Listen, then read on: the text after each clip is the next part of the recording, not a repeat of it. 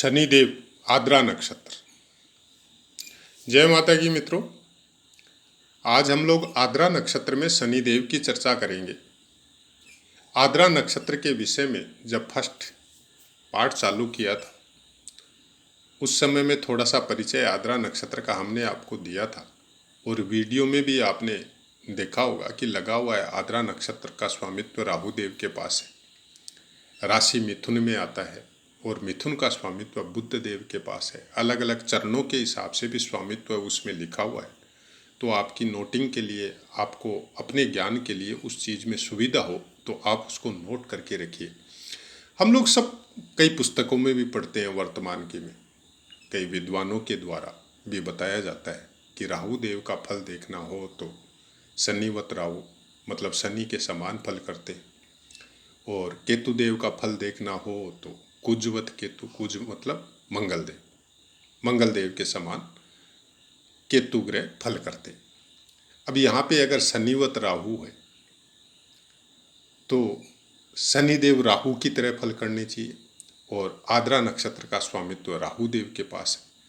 लेकिन जब नक्षत्रों की पुस्तकों का अध्ययन करते हैं और कुछ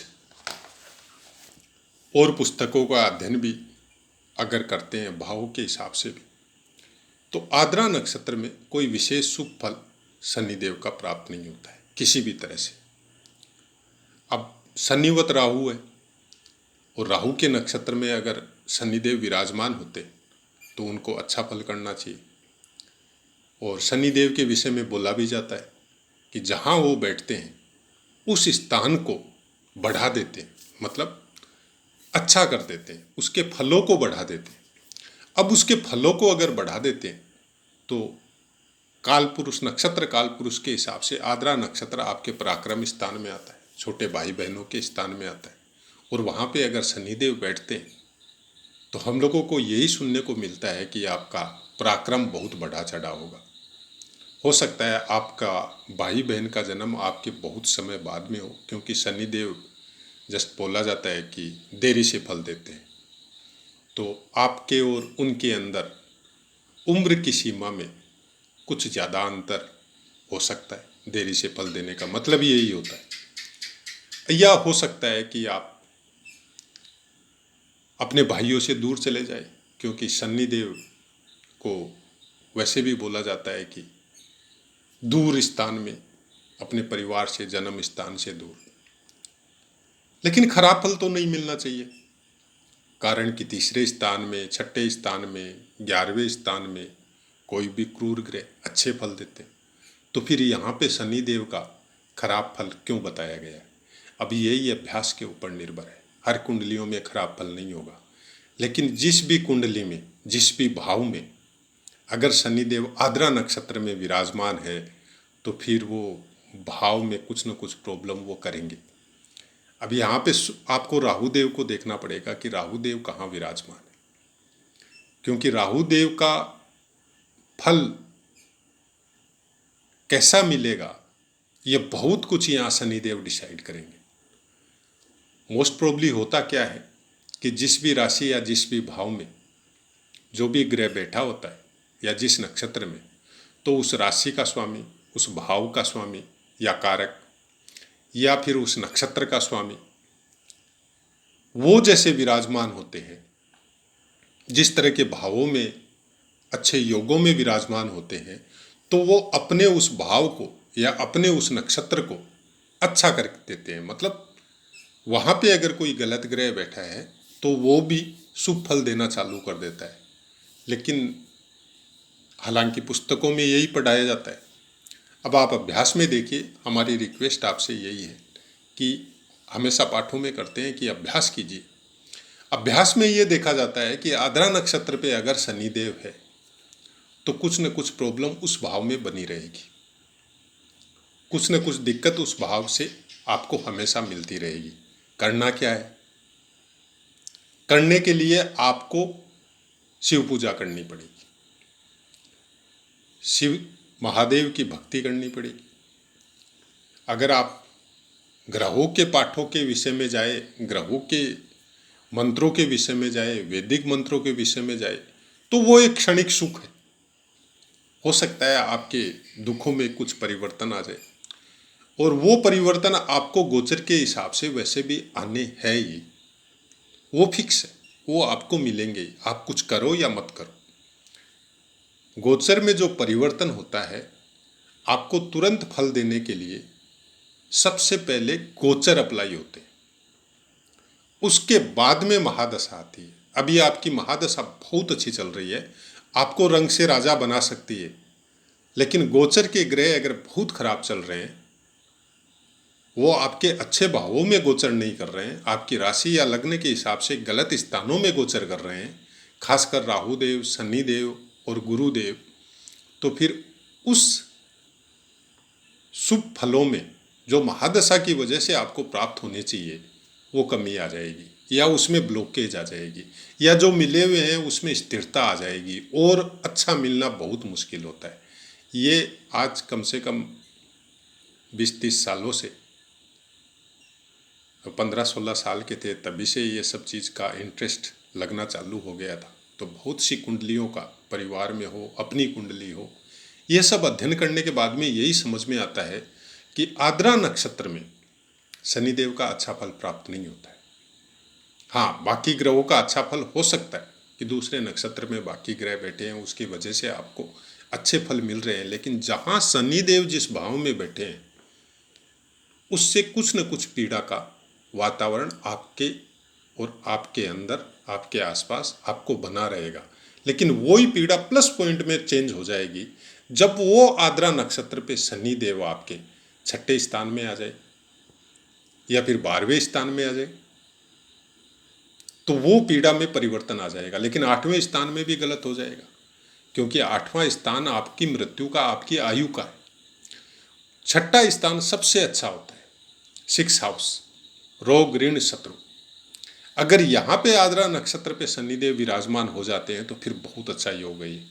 रोगों का नाश हो जाएगा, ऋणों का नाश हो जाएगा, शत्रुओं का नाश हो जाएगा। मतलब आपके दृष्टि देखने मात्र से सामने वाले का पावर खत्म हो जाएगा। तो जो चीज़ गलत होती है वो बहुत जगह वही चीज़ अच्छी भी हो जाती है। तो कुंडली देखने का हर आदमी का अपना अपना ज्ञान है, अपना अपना तरीका है। आप किस नज़र से देखते हैं, किस भाव से देखते हैं, किस तरह से देखते हैं, आप पॉजिटिविटी लेके देखते हैं या आप नेगेटिविटी लेके देखते हैं, ये आपके ऊपर निर्भर है।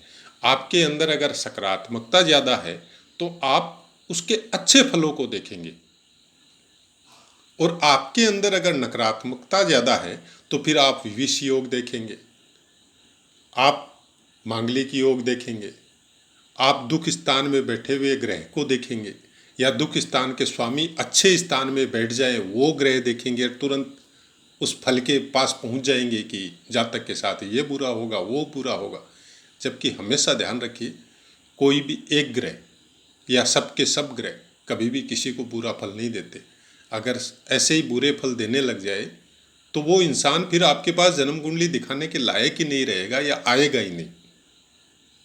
या ऐसा भी हो सकता है कि उसको ये भी पता नहीं हो कि उसकी बर्थ डेट कितनी है, कौन सी तारीख को जन्म हुआ है उनका, क्या समय है। क्योंकि बहुत ज़्यादा बुरे फल प्राप्त होने वाले इंसान कभी भी ज्योतिष के पास नहीं आते। वो न तो वो सच चीज़ में विश्वास करते हैं, न वो सब मानते हैं। वो केवल अपने कर्मों में लगे रहते हैं, सुबह से शाम तक, चाहे हाजरा करना हो, चाहे और कोई काम करना हो, और शाम को जो मिलता है उसी के अनुसार अपने परिवार का या खुद का भरण पोषण करते हैं। और अपनी दिनचर्या का जैसा उनका वातावरण है या संस्कार के हिसाब से, चाहे अपने कर्मों के हिसाब से जो दिनचर्या उनकी बनी हुई है, उसी में अपना जीवन यापन करते हैं। कभी कभी रिक्शे वाले को, कोई हाजरा करने वाले को हमने तो नहीं देखा कि कोई जाके किसी ज्योतिष के पास बैठा हो और अपनी कुंडली दिखा रहा हो। हाँ, ये ज़रूर है कि कुछ जैसे झोल छाप डॉक्टर होते हैं बिना लाइसेंस वाले, जगह जगह अपना अड्डा बना के बैठे होते हैं। वैसे फुटपाथ पे भी बहुत है भविष्य बताने वाले। तो हो सकता है 5-10 रुपए दे के उनके पास ज़रूर बैठ जाए, कोई नथ नगीना कोई उनको पकड़ा दिया जाए कि आपका ये अच्छा हो जाएगा, और उनसे अपना खर्चा पानी चलाया जाए। तो वैसा भी बहुत कुछ है, तो वहाँ हो सकता है। लेकिन पर्टिकुलर ज्योतिष के पास ऐसे नहीं जाएंगे। शनिदेव को देखने का या किसी भी ग्रह को या कुंडली को देखने का हर इंसान का अपना अपना तरीका है। आप अपने तरीकों को किस तरह से सुधार सकते हैं जिससे जिसकी कुंडली देख रहे हो उसमें भी सकारात्मकता आए और आपका अपना लाइफ भी एक पॉजिटिविटी रे के साथ बीते, कि आपके आसपास भी कोई आए तो वो खुश हो जाए, उसकी नेगेटिविटी खत्म हो, वो कुछ अच्छा लेके जाए आपके पास से। अब अगर शनिदेव के ऊपर आद्रा नक्षत्र में शनिदेव विराजमान है और उनके ऊपर अगर सूर्य की दृष्टि हो तो पिता पुत्र में बननी बहुत मुश्किल हो जाती है, आचार विचार नहीं मिल सकता। पिता पुत्र में दूरी मतलब स्थान दूरी हो सकती है, बहुत दूर, चाहे सर्विस या बिजनेस के लिए पिता पुत्र रह सकते। तो वैसा कुछ फल यहाँ पे बताया गया है। चंद्रमा की अगर दृष्टि हो तो परिवार में बहनों तक का बोझ ऐसे इंसान को उठाना पड़ता है। मतलब कोई कारणवश हो सकता है बहन अपना ससुराल छोड़ के परिवार के साथ या भाई के साथ ही रहने लग जाए या पिता के साथ रहने लग जाए, तो वो भी हो सकता है, या और कोई कारण हो सकता है। अगर मंगल देव की दृष्टि हो तो छोटे भाई बहनों के लिए वो कोई अच्छे योग नहीं है। छोटे भाई बहनों से आपकी अनबन हो सकती है, या वही शनिदेव बैठे हैं तो बहुत दूरी हो सकती है, या और कोई कारण हो सकता है। दृष्टि मंगल देव की भी शनिदेव के ऊपर, आद्रा नक्षत्र पे शनिदेव हो और मंगल देव दृष्टि दे रहे हो तो ऑब्वियसली वो, अगर मंगल देव की दृष्टि शनिदेव पे पड़ रही है तो या तो मूल नक्षत्र में होंगे या पूर्वाषाढ़ा में होंगे या उत्तराषाढ़ा में होंगे, तो उसी वजह से वो दृष्टि पड़ेगी, नहीं तो पड़ेगी नहीं।